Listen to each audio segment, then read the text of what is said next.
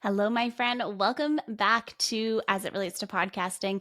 I'm Simona, and we are continuing on our solo series this month. And we're talking about all kinds of aspects when it comes to creating your podcast and launching your podcast. And there was some specific things that I wanted to touch on and highlight across this entire month that I feel like maybe we don't talk enough about. So today's episode is a bit of a mishmash. We're talking about episode structure. We're going to be talking about production schedules. We're going to be talking a little bit about guest etiquette, and we're also going to talk about graphics and social media templates and that kind of stuff. So, before we get into all of the content today, I want to quickly invite you to my new Discord channel. I'm so excited to tell you that it is now live. We've been working on this for a few months and making sure that it is all good and ready to go, super engaging and super fun, so that all kinds of podcasters and all kinds of creators can come together and find a community where you can ask questions, where you can feel heard, feel seen, get some support, find guests, be a guest, and share the amazing episodes and content that you're working on. So you can head to the show notes. You can grab the link there and join us over on Discord. And then the other thing I want to talk to you about is my new membership. And I keep saying new membership, but I guess it's been a couple months now. We have some incredible people in this membership community. This membership community is very low commitment. It's not a whole lot of chaos or things that you need to show up for every single week. It is very straightforward, and it is essentially it's a resource bank. Every single month we add different resources. So I have a couple of different buckets of resources that we add in. So always to do with launching, always to do with growing, monetizing, branding, marketing, and all the different categories that you would typically expect to learn and hear more about. So there's all kinds of resources in there. The price is $11 a month, and you can actually snag your spot by clicking the link in the show notes below as well. And that will take you directly to that page where you can either choose to sign up on a monthly basis for $11, or you can choose to sign up for the entire year and get access for the entire year for $121. So I will leave that to you. Please go and check that out below. I think it's super fun, and it's super key to have the kind of support that you're looking for as you're going through your podcast journey, just to feel a little bit less alone, feel way more supported, and just feel like you have a good community around you. So without further ado, let's get into the first part of our conversation today. And we're going to talk a little bit about episode structure. So, the first thing that I want to highlight with episode structure is that there is no right or wrong way to do it. You can highlight all kinds of things you want in your podcast episode, and you can create and structure your episode in any which way that you want to. So, of course, there's specific types of episodes that we can create, right? We have solo episodes, we have guest interviews, we have more conversational style podcasts and narrative style podcasts, storytelling podcasts, news podcasts, and everything in between. So, one of the questions that I get asked often is, well, how should I structure my episodes? How should I create them? What should I do? I want you to think about, what are the goals of your podcast? Is the goal of your podcast to share and highlight more of your own content? Because if it is, then you might want to consider doing solo episodes. And if your goal is to create different conversations around a particular topic, you might want to have some guests on your podcast and go that route so that you can bring on different expertise and different perspectives and share different thoughts. So solo episodes really do allow you to have that complete control over your content, and you can dive deeper into topics because it's you just sharing from your point of view, kind of like what we're doing here today. But they also may lack diversity in perspectives, right? This is why having guests on your podcast is really fun and key too, because you can talk about one particular topic and your guest can bring a fresh and a different insight into the conversation, along with your perspective, to create this conversation with a few different narratives going on at the same time. So, all to say that there really isn't a right or wrong way when it comes to this. And doing a solo episode versus doing a guest episode really comes down to the type of podcast that you want to create, the type of show you want to produce on a weekly basis, the message that you're trying to get out there, and the way in which you're trying to position yourself in the space. So, with that, depending on which route you go, actually, you can do this for both of these. But another question that I get all the time is, should I use a script or should I go unscripted? I think that there's a lot of value in knowing the structure of your episode and what you want to talk about. So that way you're not just sitting at an open mic and open camera and kind of talking into nothingness. Like, you have a little bit of structure in what you want to say. I think it's really important to start with a topic. So we think about your episode, going back to episode structure. You think about your topic and what is the topic we're going to be sharing about this week. So you can either choose to do a solo episode on that topic, or you can have a guest interview on that topic as well. Both of these different types of episodes are going to require a little bit of a different strategy. So on the solo side, you're going to have options for scripting out the entire thing and reading it off of a teleprompter. You can also do bullet points to keep you guided, and then so you can riff off of that. That's what I do personally when I'm doing solo episodes. I like to have different bullet points, maybe 2 or 3 per topic, so I can remember what I want to hit on and what I want to touch on. But then also I like to have that free flowingness and being able to add in what I want to add into the conversation, because I feel like it makes it a little bit more relatable when it doesn't sound like you're scripting out the entire thing. But that's just my own personal preference, and it does take a little bit of time to get to that point, right? If you're not used to recording content, and if you're not used to going solo and recording solo episodes, it can feel incredibly overwhelming to sit down and to just start talking. So that's why I really like to have different bullet points and just a little bit of a highlight, a little bit of a guideline as I'm going through the episode, so that I know what we're going to be talking about. I'm not going off on a tangent. And if I do, then I know how to come back, right? Then on the guest side, you can also script this out a little bit, so you can create different questions for your guests in advance. And you can also have specific questions that you ask every single guest every single time. So whether that's at the beginning of your interview or at the end of your interview. For example, on my Happiness Happens podcast, which you can find at the links below, you will hear that the very first question that I ask all of my guests when they come on the podcast is, what does happiness mean to you? That's how I like to start those interviews. That's how I like to start those conversations, because it sets the tone in a different way, and it allows me to intuitively figure out how do I want to sort of direct the conversation from there. Now, there's no right or wrong way, again, when you're doing this, but I think when you're creating content, you want to make sure that what you're delivering is valuable. You want to make sure that you're covering key points without sounding rehearsed, without sounding overly structured, and to sound more approachable. But again, this goes back to the type of podcast that you want to create, right? If you're creating a podcast that has to be a little bit more structured in nature, you're going to probably want to have a script that is going to help and support you as you're going through.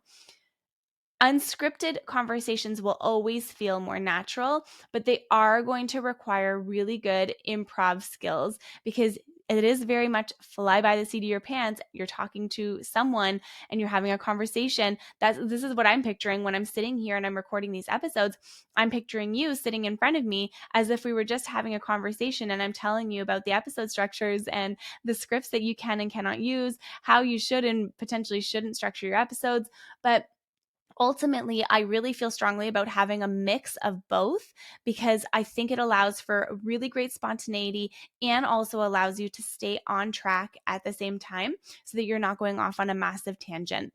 Now, when you think about the episode structure itself, so the type of conversation you're going to have, and are you going to use a script or are you not? Are you going to, go unscripted, or are you going to stay aligned to your points?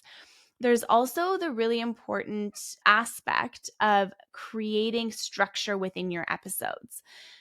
A structured episode sets the tone for your content, and it helps you stay on track and know exactly what you're doing. So when we're first launching podcasts for clients, they'll always ask, how should I structure my episodes, right? How should I format this? Essentially, that might be a better word. How should I format this? And there's a few main components when it comes to crafting a podcast episode. You typically always have an intro. You typically always have your main recorded content. And then you'll always have a well-crafted outro to keep your audience engaged and figure out what they want to do next, so they can know how to take a next step with you. Now, I think that having more of a structured intro helps you set the tone for the episode, because here's the thing. Let's break this down. Let's start with your intro. You can do any type of intro. You can do a musical intro. You can have a few bars of music that, that start and go into your topic. Some people will pull a small clip out of the main part of the conversation, put that first, and then do a musical intro and then go into the main recording. So again, I'd like to just highlight and stress that there's no right or wrong way of doing this. There's just the way that makes the most sense for you. And also on top of that, having an intro to your podcast sets the tone, outlines the episode, and it hooks in your audience, right? That's what we want to do. You may have a new listener to your podcast and they may have never heard you before or come across you before. If you don't have an intro on your podcast, I know people say that it's so annoying to have the same intro, same piece of content over and over and over again. That said, I know it can feel frustrating. And if you come across my podcast and you have no idea who I am, and we've met for the very first time today on this episode, you're going to say, who is Simona and why is she qualified to be talking about this specific topic? Having an intro that shares a little bit about who I am, what I've done, and what you're going to learn in this podcast helps you feel more comfortable and like, yes, I want to listen to this conversation. And oh, you know what? Maybe I should share it with somebody else too. That was my prompt for you to share this with someone who, is going to love it and need it. So, all to say, there's no right or wrong way in which you can start your podcast episode, but I think it's really important that you always make sure that you have a relational piece in that intro so that people can place you in their minds and know exactly who you are, what you're talking about, and what your show is about, right? Then we go into the main content, and this is your guest recording, this is your interview, this is your solo episode, and this is the piece where you're providing value. This is the piece where you are going into your topic and breaking it all down and creating a really, really, really well-formed thought and conversation, if you will. This main content can also have an intro to it as well. So a lot of the times what people will do is they'll record a guest episode and then they'll go in and record a solo intro afterwards, outlining what we're going to talk about in the conversation today, because it sets the tone and it provides additional value so that your listener knows exactly what they're getting from your episodes. Then you always want to make sure that you place your ads. If you have ads on your podcast, you place them throughout. You can place them at the beginning, at the middle, or the end. And then you'll want to make sure you follow up with a well-crafted outro, because this is how you wrap up your episode nicely and neatly. And it encourages your listener to take another step with you, to follow you on social media, to download a guide, or to, take your quiz or read your book or purchase whatever it is that you want them to do next. That is the space where you're going to do that in. And you also want to make sure that you use this space to promote in any past episodes that you've had that you want to highlight, and or any sponsors that you have as well. So the actual structure of your episode, again, can be totally up to you and how you want to craft it. This is simply just a guideline. Let me know what you think by leaving me a comment below. I am so curious to hear what style you create, how you structure your own episodes, and one tip that you've learned today that you are going to implement in your own podcast episode structure. Okay, I want to talk about production schedules. Production schedules are my favorite thing. It is the bread and butter to the backbone of your show. It is my favorite asset that I've ever created. And you can actually grab my production schedule template and literally plug and play by just going to my membership, which the link is below. And you can go create your account, sign up for the membership, and then you'll get access to the production schedule. This production schedule, oh my, I can't even say enough about it. It is such a great tool to help you consistently release and schedule your content. And it helps you create and plan your episodes in advance, because having a consistent schedule will build your audience trust and anticipation. If you say you're going to create a podcast episode and release it every single week, your audience is going to expect that you're going to release that episode every single week. What happens is, and what I see a lot, is people don't know what episodes are going live and when. And so creators and podcasters are creating all of this content, and there isn't really a structure behind how you're going to release the episodes. And then on top of that, if you plan ahead and you record 5, 6, 7, 8, 9 episodes, having a production schedule and knowing the cadence in which the episodes are going to be released is so helpful. It helps you get ahead. It helps you structure your time. It helps you avoid last minute stress, and it allows you to figure out when you want to add in different promotions, what episodes are going when, how can you organize them in a way that might make sense for sponsors as well. And it can help you look at your content and see the diversity in topics and see if there might be some gaps that you want to fill as well. It, I think, is just a really, really, really great tool, especially like within my production company. We're doing about 30 podcast episodes on a weekly basis. And this tool is just so key to stay ahead and to know exactly which episode is being worked on and when, what the status of editing that episode is. And then that way it helps everyone on my team stay aligned and know that even if we're 4 or 5 episodes in advance, we know exactly the status of everything. So I think that it is so key to consider having a production schedule. And on the flip side of this too, it also helps you manage realistic deadlines and manage your workload so that you can avoid burnout. Because when you look at your production schedule and you see all the episodes that you want to record and when they're supposed to be going out, you can take a look and say, okay, I have this solo episode that I want to go out at the beginning of October, or I have these 5 guest interviews that I want to release one by one. It helps you set manageable recording and editing goals in a way that makes the most sense for you so that you're not scrambling at the last minute, editing your podcast, getting it to go live, and doing all of the things. It also helps you delegate tasks where needed and how needed. And you can also, like I was saying before, prevent this burnout because you know what is going to come down the line. And it also helps you prevent pod fade as well. This is so key because burnout and pod fade really does affect quality content, and it impacts the type of content that you are creating and when it is being released. So if you can stay aligned on a production schedule and know exactly what is going out and when, you're going to save yourself so much time and so much energy because you're going to be ahead. So I would like to know what resonates the most with you here. Do you use a production schedule? Do you not? Why or why not? Either share it with me in the comments below, find our Discord community through the link below and join us there and tell us all about it there. And again, you can go into my membership program and you can download your own copy of my production schedule. It's literally plug and play. All you have to do is go into the file, click it, make a copy of it, and then you are good to go. There's no formatting, nothing that you need to do there. So I look forward to hearing from you on that. I want to talk about guest etiquette really quickly as well. As you're creating your episode structures, as you're figuring out which episodes are going to go live and when, and your whole production calendar and your release cadence and all that stuff, I want to just talk very quickly about the importance of guest etiquette.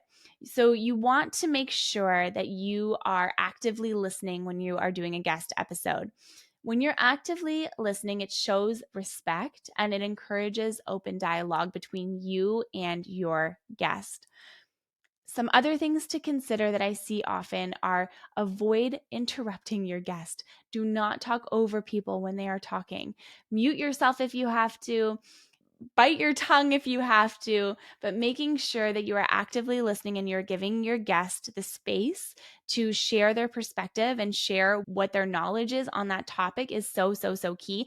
Because what I've learned is when we're not actively listening and when we're just trying to respond, what we're doing is we are interrupting people and we're also stopping the flow of the conversation.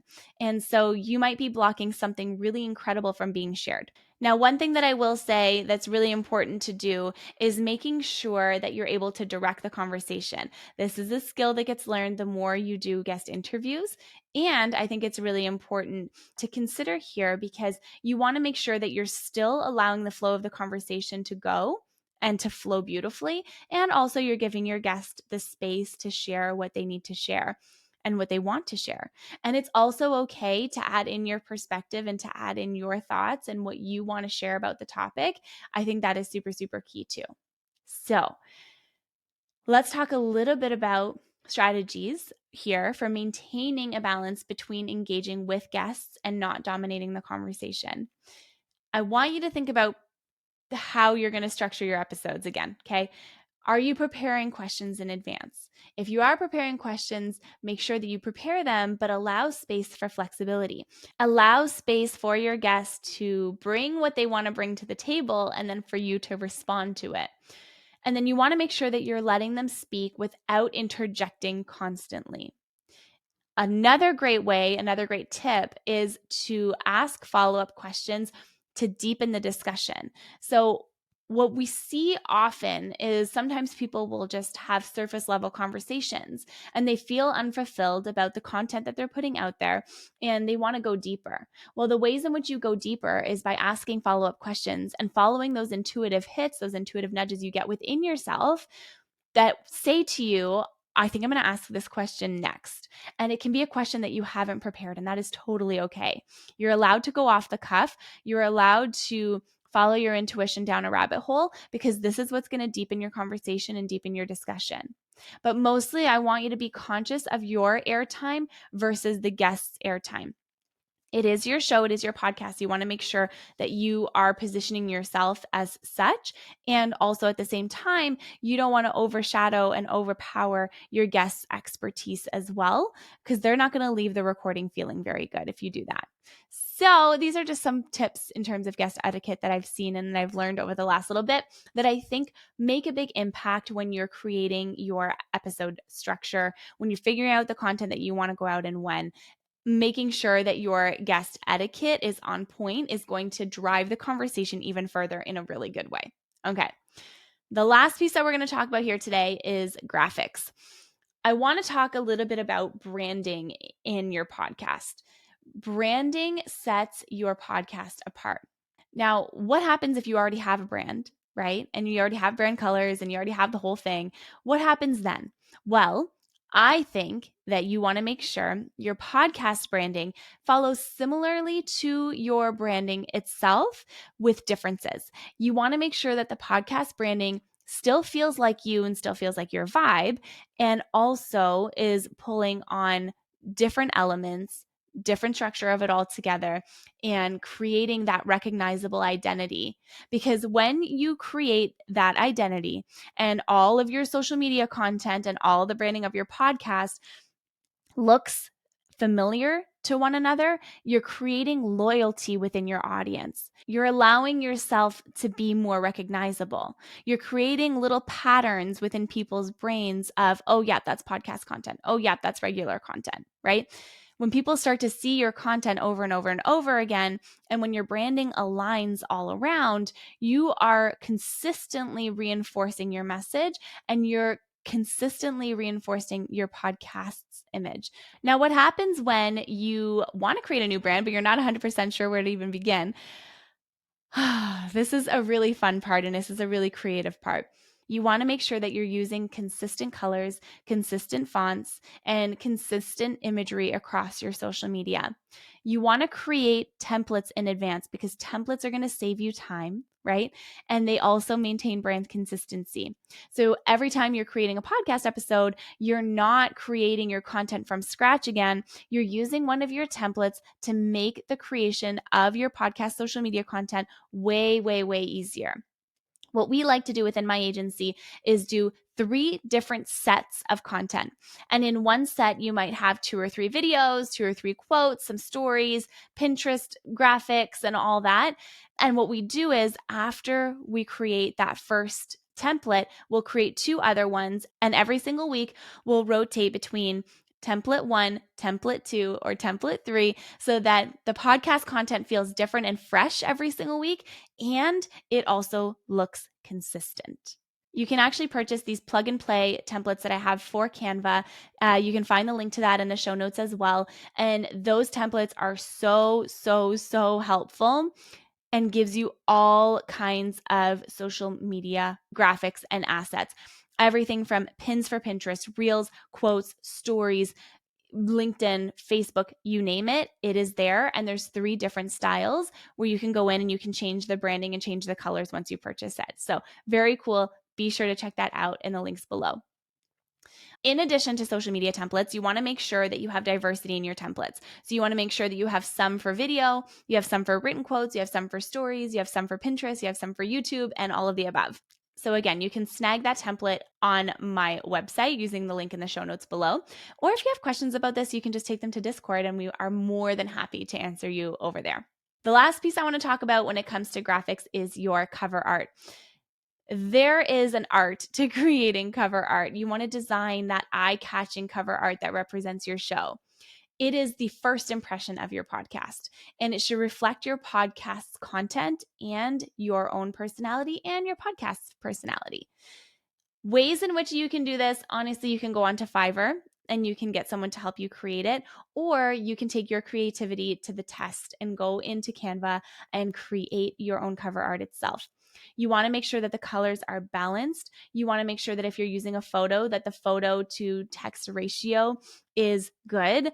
I like leaving some white space, and I also like things that are very clean and just designed beautifully. So those are some of my tips when it comes to creating cover art that I think is really important. And you just want to make sure that the colors that you're using are not clashing and that you're using the colors for your overall branding in your cover art as well. Now, some people will create cover art for each episode specifically. I don't actually think that this is something you need to do. You absolutely can if you want to. It's fun and it's great. But if you don't have the time and you're trying to make your process way simpler, I think you are totally fine with your main cover art. So, this concludes today's episode. Thank you so much for joining me on As It Relates to Podcasting. Thank you for being here. Thank you for listening. Thank you for joining this conversation. And be sure to share it with another podcaster you know needs to hear it, or tag me on social media and let me know that you're listening so that I know if this content is landing and hitting for you. Again, you can leave me a rating or review and you can subscribe on your favorite platform. Know how grateful I am for you. Thank you so much for tuning into this episode. Cannot wait to hear what you think and your thoughts, and I will see you on the next one.